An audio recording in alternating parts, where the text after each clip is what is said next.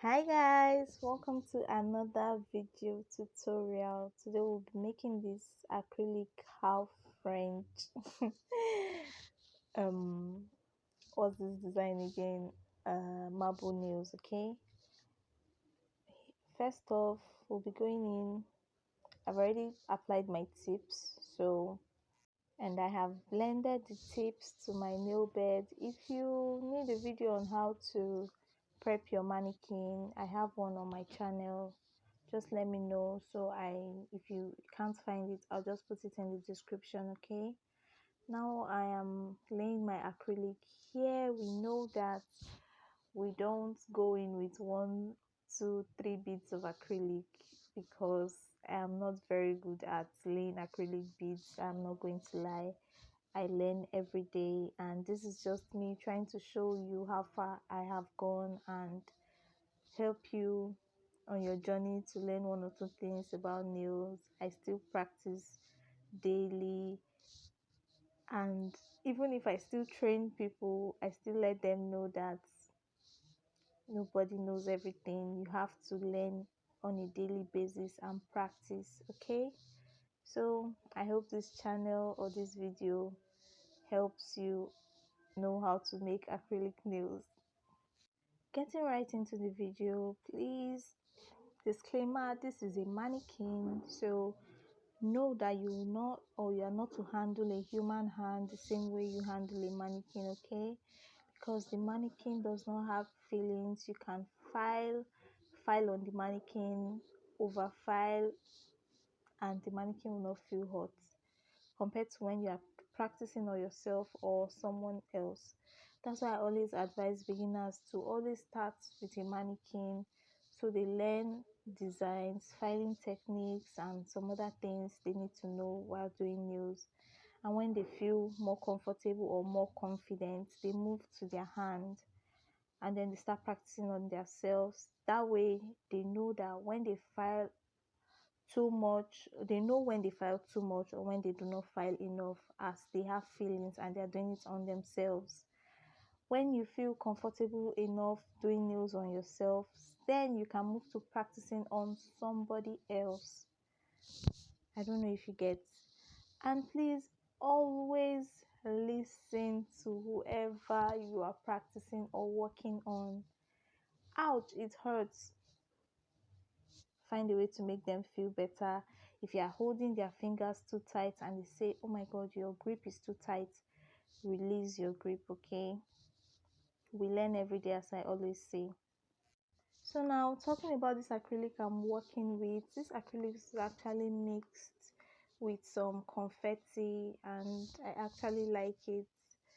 When I first got this acrylic, it was really hard to work with because I was always getting the confetti in my way, or the confetti was always getting in my way. Okay, so but now I am used to it. I just lay it like I would lay any normal acrylic, and as you can see, as I lay my acrylic, I encapsulate immediately. Encapsulation is using clear acrylic powder to seal your designs. Okay, that's what it is basically. So after I work with the colored acrylic, I go in with my clear acrylic to seal whichever design I want before filing. That way, if even if I overfile, I will not, it will be hard before I get to my acrylic design. I don't know if you are getting my point. That's how I usually work, especially with colored acrylic. Reason is most colored acrylics cannot be used to build structures. I've worked with about 1 or 2 colored acrylics that I have actually used to build structure, and even with that I still had trust issues and ended up encapsulating. But most colored acrylic are made with like very little clear powder and more pigments, so you have to always go in with your clear acrylic so your acrylic design or your acrylic nail will have structure. That way it does not get broken easily or bent. So here I'm just doing my thing, laying acrylics, And yeah, if you notice I'm cleaning my brush as frequent as I can, please, this is very important so as to not to get your brush clogged and then to make working harder for you. Okay, I would advise you, please, you don't need to lay or create your nail in like 3 beads. Just put small, be adding small acrylic, and then while you're working, keep turning the nails to different angles so you see where you need more, where you need less. That way your nails don't get too bulky and then you have to over file or file too much and your nails are not too thin. Okay, so they will not break easily or pop off. But anyways, we are working on the mannequin as we are all learning. Another thing I would advise you while doing acrylic is something I have noticed while working with people that are just working with acrylic for the first time. When you lay your acrylic bead down, please don't drag everything off. You just feather it lightly. Okay, you lay down and then lightly tap with your brush and then feather it down lightly. That way you don't end up putting acrylic and then using your brush to clean it off. And always make sure you have like a paper towel beneath you so you can always clean your brush as you are working, else your brush is going to get clogged even before you get to like the third nail, and you don't want that as it will make your work more hard or tedious or harder. Okay, so that's basically it. Buying acrylic products as a beginner nail tech in Nigeria can be really hard, like buying good products. Most times when people advertise good acrylic products to you, they are always expensive. So I'm going to tell you 2 products I have tried that are affordable, below 1.5, and for powders that are very good. I've tried the Gorgeous for colored powders, Gorgeous and the Bunch.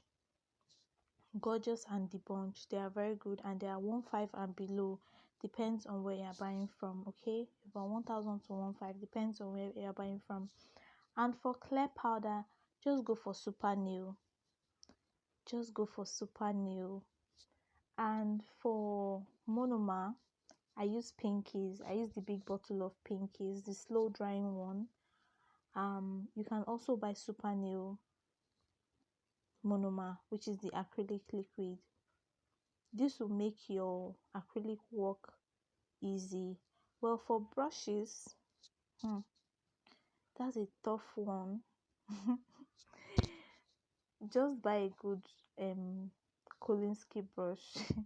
If you get a trusted person to sell to you, just buy a good Kolinsky brush. It will serve you and you won't have to buy brush over and over again. Here I'm checking for clinky sound to know if my acrylic is dried before filing. To know if your acrylic is dry, you hit it with the handle of your brush and it's supposed to make a clinky sound like that. So that's how you know your acrylic is dry and ready to be filed. Anyways, here I'm trying to show you how to file the square shape, as this nail is actually a square shaped nail. First of all, when filing, you have to go underneath the nail while holding the other side of the nails. It's like using your finger to push the nail to this side.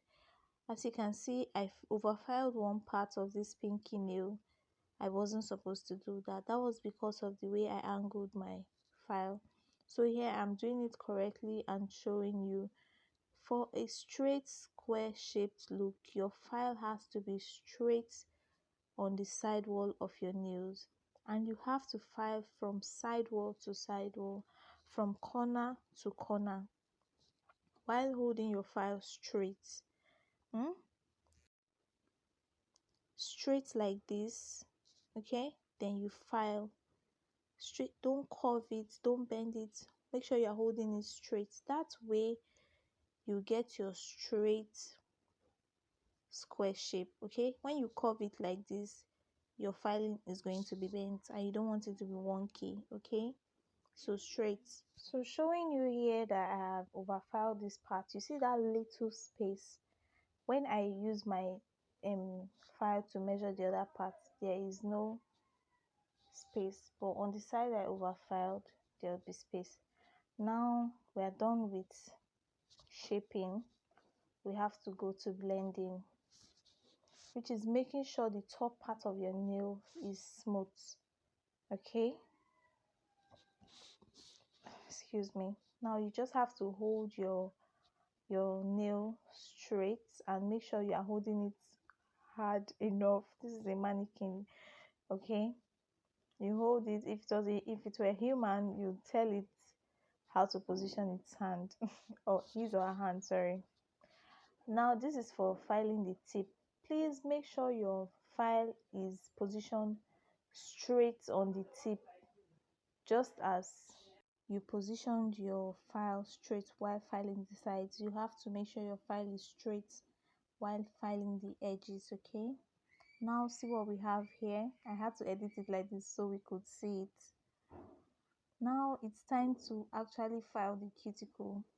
Here I'm trying to show you not to place your file on the skin part. Okay, you just place it very close to the skin part and then you file. Please try to be careful. Okay, if this were on a human hand and I was filing it back and forth, back and forth, back and forth like this, it would create friction and heat and it will hurt the person. We don't want that. But this is a mannequin that doesn't have feelings, so take notes. Okay, I'm going to file the other nails while you watch. First of all, as I said, you have to file underneath it to remove any acrylic that must have dripped down that you don't want. Then you position your file straight. After filing underneath it, you position your file straight. Okay, now before positioning my file straight, here I went to blend. I mix up. Sometimes I don't have any specific like steps to filing, but the things you are supposed to do is make sure you file underneath it, you file the shape to be straight, you file the tip, you blend it, and then you file the cuticle area. Some people file their cuticle area first. Depends on whatever goes for you, whatever you're comfortable with. The end justifies the means here. Okay, we just want to make sure our nails come out looking crisp, sharp, and neat. Okay, so my friend is in a nail group and she messaged me recently to tell me that someone posted my work there and claimed it to be hers. And she was like, some people they thief. I was like, I don't really mind if she can, at the end of the day, if she can deliver the design she actually posted, like if she gets a client and then she can deliver it, I don't really have any issue with it, to be very honest. If she cannot deliver it, that will tell the person that she obviously didn't do the nails right. But if she can, good for her. She has kept a client for herself. I call it inspiration. Like inspo work. I don't know. It's wrong to actually say I'm the one that made the nails. You could say, yeah, I can do it for you. But as long as she can deliver at the end of the day, kudos for her, good for her. I don't actually. So, what do you both think? Do you both think I should have reacted differently? Because my friend said, Omo, if it was her, she's also a nail tech. So, would you have reacted differently if you see your work or someone posts your work? Would you go there and say, this is my work, why are you posting my work, take it down? Or would you like want to make trouble with the person? Or would you ask for credit? as long as it's not a video, it's just a picture. I don't think I mind. I do not, to be very honest. Anyways, we're done with filing. I buffed to off camera. I am sorry I forgot to film that part. And then I went ahead to clean with micellar water and the cotton wool. You can actually tell your client to wash their hand at this point, or you can wash it for them, give them water to wash their hand. But sometimes I'm very lazy, so I just go in with micellar water and cotton wool. Here I am trying to make my marble design. As you can see how I mixed the colors, you can try yours. Before applying my design, I went in with my base coat, and then I just applied it on the parts I would need to put my design. Mind you, I didn't cure, so please don't cure yours, okay? Just, you can use your blooming gel, but I didn't have blooming gel, so I used a base coat, okay? So after applying base coats, I went in with a flat brush. That flat brush, I used it to scoop up the the marble part I wanted to use for the design, and then placed it on the nail carefully and doing it gradually, so I would not mix up the gel polish together, okay, because we need it to be a marble design.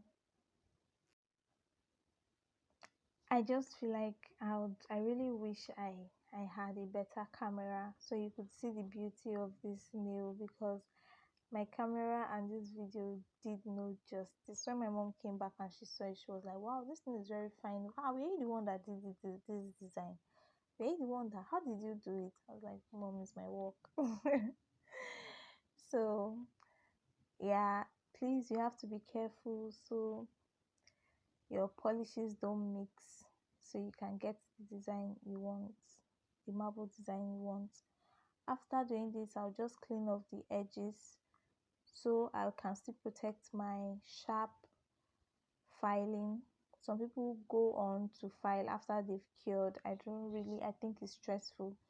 And then I'll cure first before applying my top coat, okay?